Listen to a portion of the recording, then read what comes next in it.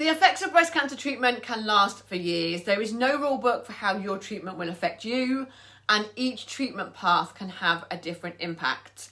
But sadly, not enough women who have gone through treatment are advised of the long-term side effects or of how to reduce or manage them. Bone health is one of the big areas that is impacted heavily by every treatment path. And in this video, I'm going to share a masterclass from inside my online workout and wellbeing subscription. But the strategies in it are not exclusive to breast cancer treatment and apply to bone health in general, because bone health really is not old women's business, and it is so much more than just osteoporosis. For those new here, hi, hello, welcome. I'm Victoria, encourager, facilitator and motivator of all things women's wellbeing, without fads, fuss or any faff. And if you already knew that, then welcome back to my channel.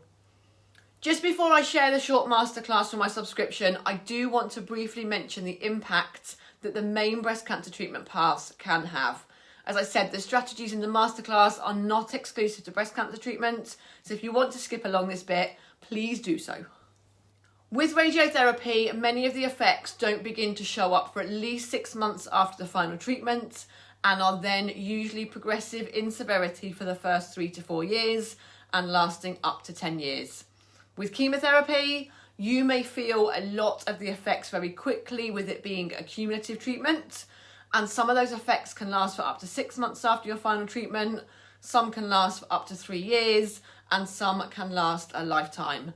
But the long-term effects of chemotherapy are hugely lifestyle dependent. And with hormonal therapy, some symptoms can present very quickly, again last for years, but similarly to chemotherapy and breast cancer itself, are very responsive to lifestyle strategies and the whole body approach. So without further ado, here's the masterclass. Treatment for breast cancer is a major challenge to bone health. You can't bank bones, they are alive, and their remodelling is a continuous process.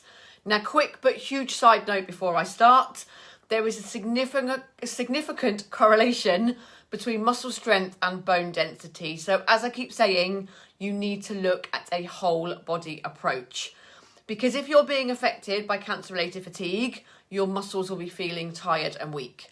If you're on a hormone therapy or you're postmenopausal and you don't have available estrogen, your muscles will know about it. They'll feel weak and achy. And if you've had radiotherapy, your mobility, particularly in your shoulders, will have been impacted. And you might not be moving as well, which again weakens the muscles, because use it or lose it. So if you're doing strength training to try and combat any of those side effects, then you're already a step ahead for your bone health. And if you're not, then I really would encourage you that you start. Whether that's with hand weights or resistance bands, machines in the gym, or even your own body weight. Now, depending where you are in your recovery, start low, go slow, but if you are at a recent post-surgery or your mid-treatment stage, then you need tailored exercise, which is something I can help with. So do get in touch if you want to explore that option.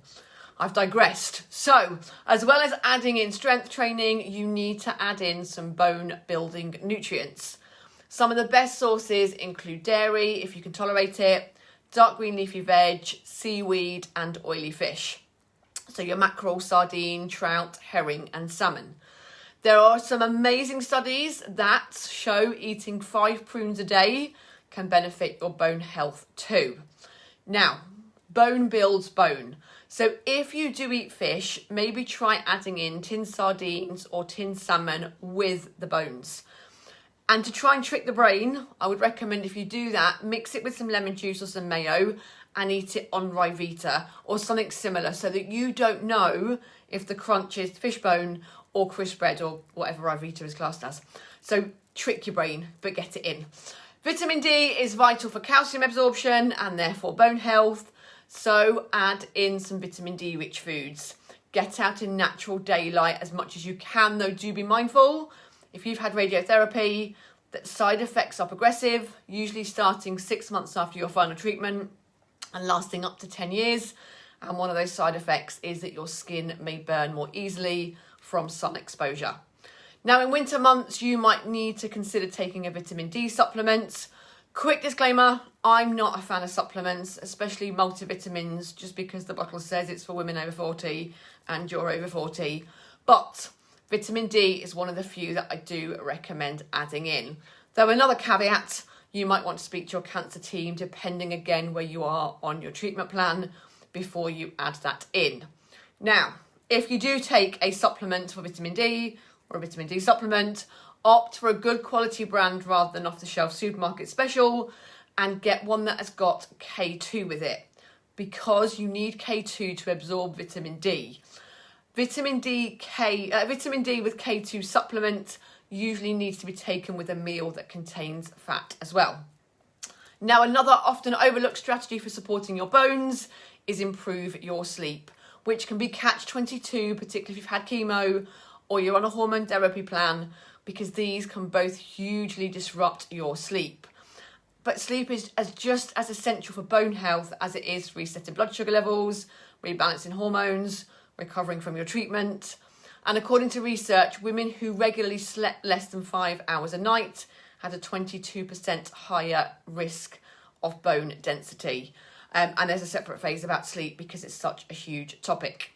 So as well as adding in your strength training, your bone building nutrients and improving your sleep, you need to reduce your exposure to calcium thieves, which include, amongst many other things, caffeine, alcohol, stress, would you believe tinfoil and plastics, which can both leach calcium from the bones.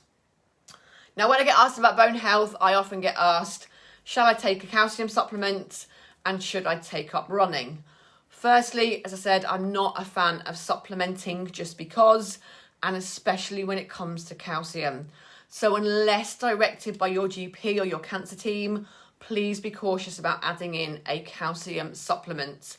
There is little evidence that a calcium supplement actually benefits the bone, but they may have some very serious effects on heart health and cause kidney stones and gastroenteritis symptoms.